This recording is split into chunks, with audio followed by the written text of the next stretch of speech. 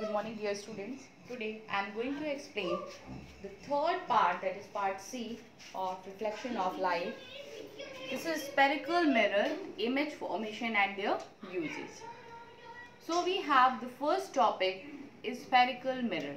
What is a spherical mirror? As we all know that mirror forms the image of the object.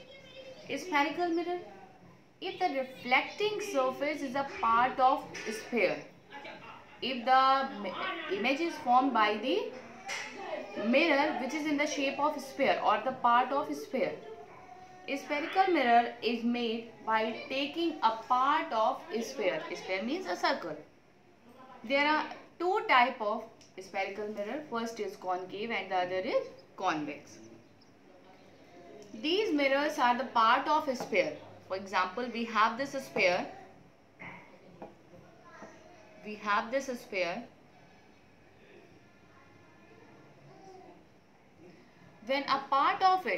When we take only a part of it and we polish its outer surface, and the reflection takes place from its inner side.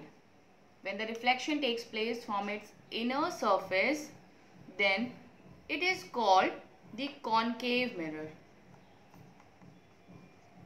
When the inner surface is polished and the reflection takes place from the outer bulging surface, then it is called convex mirror. There are two type of mirror. First is concave and the second is convex. In concave, the reflection takes place from the inner curved surface, and in convex, the reflection takes place from the outer surface.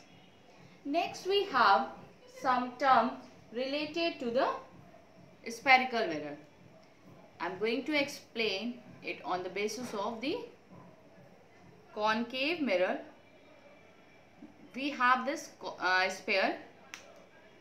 First, I am going to make up a sphere.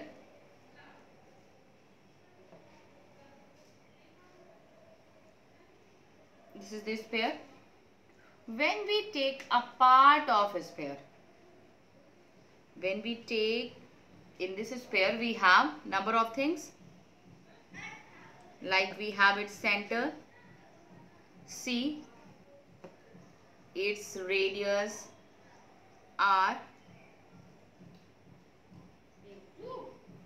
When we take a part of this sphere and we polish its inner or outer surface, for example, I am going to polish its outer surface. It means that the reflection will take place from the inner surface.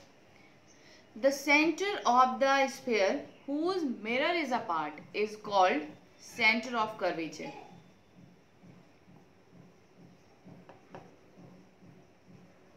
The center of the sphere whose mirror is a part is called center of curvature, and the radius of the sphere is called radius of curvature. Radius of the sphere is called radius of curvature. When the light rays incident on it, then after reflection, it passes through a line, the line which passes through the center of curvature. The point of intersection of these reflected rays is called focus. Focus is a point on which the light rays meets after reflection. Focus is a point on the principal axis. Now we have one more point, principal axis.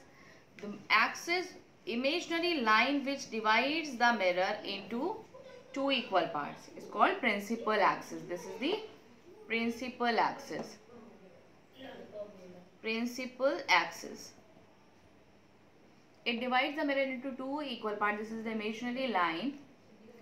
The point on the principal axis where the light rays meets after reflection is called principal axis. The point at which the principal axis divides the mirror into two equal parts is called pole. This is the pole. It is represented by the letter P.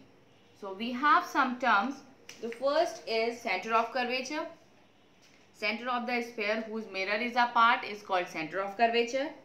Next we have radius of curvature. The radius of the sphere whose mirror is a part is called radius of curvature. Pole, the point or the geometric center of the spherical mirror is called pole. Next we have aperture. The thickness of this sphere is called aperture. And the principal axis, the imaginary line joining the pole to the center of curvature, is called principal axis.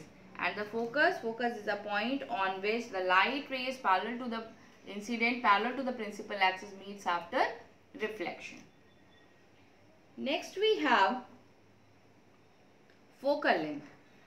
The distance of the focus from the pole. The distance of the focus from the pole is called focal length. It is represented by the letter small f. So these are the terms which will be introduced in your ray diagram. The most important part of this part is ray diagram. You will study these ray diagram in class 11th, 12th. In other classes also you will study the ray diagram, and also you have studied it in class 8 or 7th. So this year again you are going to study the same topic, that is the ray diagram. Then in my next video I will explain the ray diagram. So till then, watch the video carefully and try to understand the explained topic.